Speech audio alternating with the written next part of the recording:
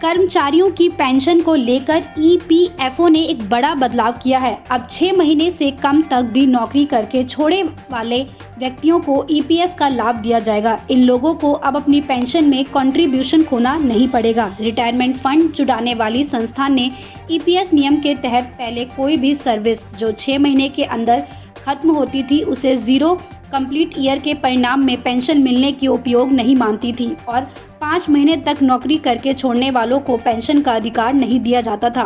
हालांकि अब नए नियमों के तहत अप्रैल मई 2024 के दौरान जारी किए गए एक सर्कुलर में ये अधिकार दे दिया गया है। बता दें कि ईपीएफओ ने स्पष्ट कर दिया है कि अगर कोई व्यक्ति 1 महीने की भी सेवा पूरी करता है और ईपीएस के तहत योगदान देता है तो उसे भी ईपीएस के तहत पेंशन का अधिकार होगा। इस बदलाव में बहुत लोगों को राहत मिलने वाली है, खासकर बीपीओ, लॉजिस्टिक्स और अनुबंध स्टाफिंग को, जो जहां जल्दी निकासी सामान्य है, या युवा कर्मचारियों को नौकरी के हितों की रक्षा करेगा। ये उन सभी के लिए काफ़ी लाभदायक साबित होगा जो काफ़ी कम समय के लिए किसी कंपनी को ज्वाइन करते हैं। मान लीजिए अगर किसी ने 1 महीने तक की नौकरी की और फिर नौकरी नहीं कर पाए, फिर उसे पीएफ का पैसा तो मिल सकता है लेकिन ईपीएस में कंट्रीब्यूशन समाप्त हो जाएगा।